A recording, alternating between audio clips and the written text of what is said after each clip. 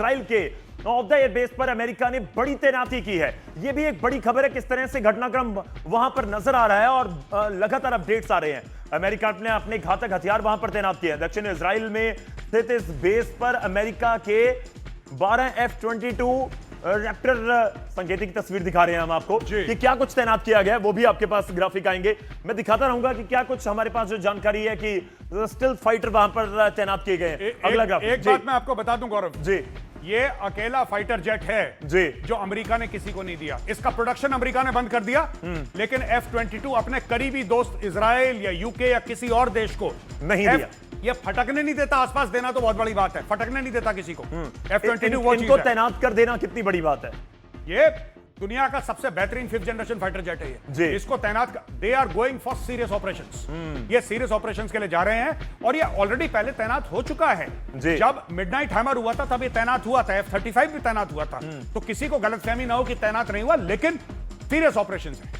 चलिए कुछ और ग्राफिक्स अगर दिखा पाए और इसकी क्या खासियत है F-22 की, ऑलरेडी मेजर गौरव आर्या बहुत तफसील से बता सके हैं, लेकिन और भी मैं दिखाने की कोशिश करूंगा क्योंकि ये कहा जाता है कि रडार से बचने की क्षमता रखता है। सारी बात घूम फिर कर रडार की आ जाती है कि अगर रडार से कोई फाइटर जेट बच गया तो फिर वो अपना मिशन कंप्लीट करने में कामयाब कहीं ना कहीं रह जाता है। और आपको यह भी बता दूं कि ईरान के अंदर हमला करने के लिए सबसे माकूल ये माने जाते हैं, रडार से बच गए, अंदर घुसेंगे और फिर आप कहिए कि और कहीं ना कहीं फिर बचाने की कोशिश होगी। मैं एक और चीज जाननी चाहता हूं, रडार से मतलब ये समझा जाए कि अगर अमेरिका इतने बड़ी तादाद में अपने F-22 को वहां पर तैनात कर रहा है तो आपने कहा कि ये सीरियस ऑपरेशन, अब ये सीरियस ऑपरेशन है। आपने कहा था कि टेस्ट मैच है, ये 2020 नहीं है। तो टेस्ट मैच का मतलब क्या हुआ?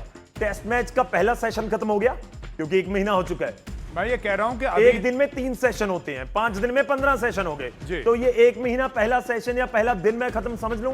मैं एक आपको बात बताता हूं सीरियसली, मुझे क्या लगता है कि और कई लोग डिसएग्री करेंगे क्योंकि खबरें मीडिया से ऐसी आ रही कि ईरान ने कर दिया। मुझे ऐसा लगता है कि अभी तक अमेरिका ने बैटिंग करना शुरू नहीं किया है। अभी अमेरिका ने वो अपने जलवे नहीं दिखाए हैं जो उसके तरकश में जो तीर हैं।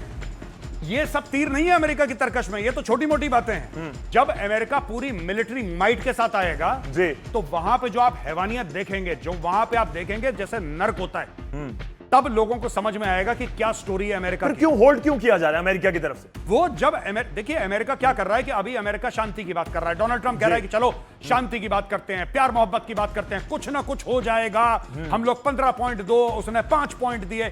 ये सब चेस बोर्ड पे अपने प्यादे फिट करने का एक माहौल बना रहे हैं। क्या इनसे बात करो, ये देखेंगे, अच्छा नहीं न्यूक्लियर की बात नहीं, अच्छा बैलिस्टिक मिसाइल, नो। जब तक ये यस नो करेंगे, इनकी USS ट्रिपली, USS बॉक्सर दोनों के दोनों पहुंच गए वहां पे। 15 से लेकर 20,000 मरीन्स तैयार हैं हमला करने के लिए। क्या अमेरिका हमला करेगा? ये बहुत बड़ा सवाल है, नोबडी नोज। पर अगर ये हमला करता है तो वही एक इसका सलूशन है, वरना आप 30-40 हजार फुट से, चाहे F-22 हो F-35 हो, जो मर्जी हो, आप मिसाइल मारते रहिए, कुछ नहीं होने वाला, मारते रहिए, अगले 5 साल मारते रहिए। चलिए बहुत छोटे से ब्रेक के लिए रुक रहे हैं। ब्रेक के बाद हम बात करेंगे अमेरिका की। क्या वाकई अमेरिका की कमर टूट रही है इस पूरे ऑपरेशंस में? ब्रेक के बाद।